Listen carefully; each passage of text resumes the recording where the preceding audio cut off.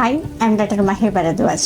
ఇవాళ నేను ఒక విచిత్రమైన స్టోరీ అంటే ఒక జరిగిన యథార్థ సంఘటనను మీతో షేర్ చేసుకుంటాను. అదేంటంటే వరలక్ష్మి వ్రతం గురించి.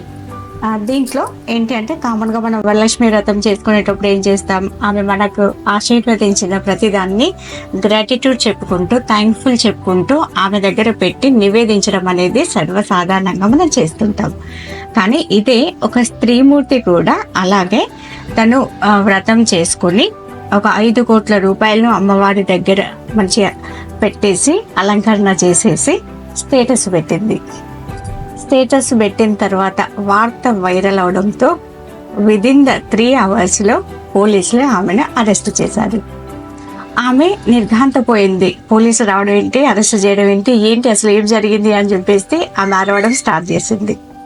సీన్ కట్ చేస్తే ఈమె చాలా ఒక పేద మహిళ ఒక పూరి గుడిసెలో ఒక వ్రతం చేసుకుంటూ 5 కోట్ల రూపాయలు స్టేటస్ పెట్టడం అనేది ఒక అంత సంఘటనగా మారింది.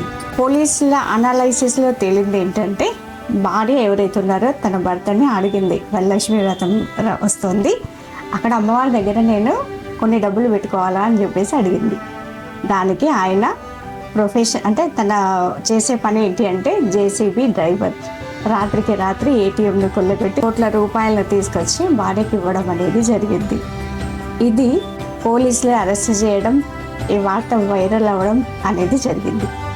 దీంట్లో కంక్లూజన్ ఏంటి అంటే కామన్గా నెంబర్ 1 వచ్చేసి వరలక్ష్మి వ్రతం అనేది మన భక్తి శ్రద్ధలు మనకి ఇచ్చిన దాన్ని థ్యాంక్ఫుల్గా చేసుకునేది తప్ప అమ్మవారు ఎప్పుడూ కూడా నాకు అది కావాలా ఇది కావాలని అడగదు.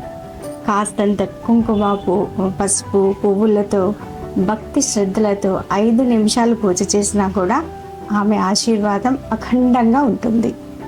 నెంబర్ 2 వచ్చేసి స్త్రీమూర్తి ఎవరైతే ఉన్నారో ఆమెకు నిజంగానే జోహార్లు. ఏంటి అంటే ముళ్ళె ఉంటే మూట కట్టుకొని మురిసిపోయి మూసేసుకోవాలి తప్ప స్టేటస్లు రీల్స్ వీటి ఉచ్చులో పడి జీవితాలను ఆగం చేయొద్దు, కుటుంబాన్ని విచ్ఛిన్నం చేసుకోవద్దు. నెంబర్ 3 వచ్చేసి భర్త కూడా చాలా మనం పాత సినిమాల్లో చూస్తుంటాం. ఏంటి సూర్యకాంతం అనే క్యారెక్టర్తో మనకు జరిగే నిజాలను చూపిస్తుంటాడు డైరెక్టర్. సూర్యకాంతం వల్ల చాలా కుటుంబం అంతా ఇబ్బంది పడి కుటుంబం అంతా విచ్ఛిన్నమైన తర్వాత లాస్ట్కి ఒక చెంపదెబ్బ కొడతాడు. అప్పుడు సూర్యకాంతం డైలాగ్ ఒకటే ఉంటుంది, ఏంటంటే ఇదే ముందు చేస్తే నేను వినేదాన్ని కదా అని అంటాడు. అలాగే భార్య అడిగిందని ఏది పడితే అది కాకుండా ఆలోచన విచక్షణతో ప్రవర్తించింది. కుటుంబాలు బాగుండాలని పూజలు ట్రెడిషన్ ఇవన్నీ కూడా మనకు ఆరోగ్యాన్ని ఐశ్వర్యాన్ని ప్రసాదించేవి కానీ మన కుటుంబాన్ని విచ్ఛిన్నం చేసేవి కాదు. ఆకస్మిక ధనాన్ని హ్యాండిల్ చేయడం అనేది ఓన్లీ 4% పీపుల్కు మాత్రమే చెందుతుంది. ఎవరికి పడితే వాళ్ళకు మనీని హ్యాండిల్ చేయడం అనేది చాలా వరకే రాదు. కాబట్టి మనీ హ్యాండ్లింగ్ ఎంతవరకు ఉన్నది అనే దాన్ని బట్టి మీరు ఇచ్చే బహుమతులు కానీ మీరు ఇచ్చే ఏదైనా కూడా ఆలోచించి చేయండి.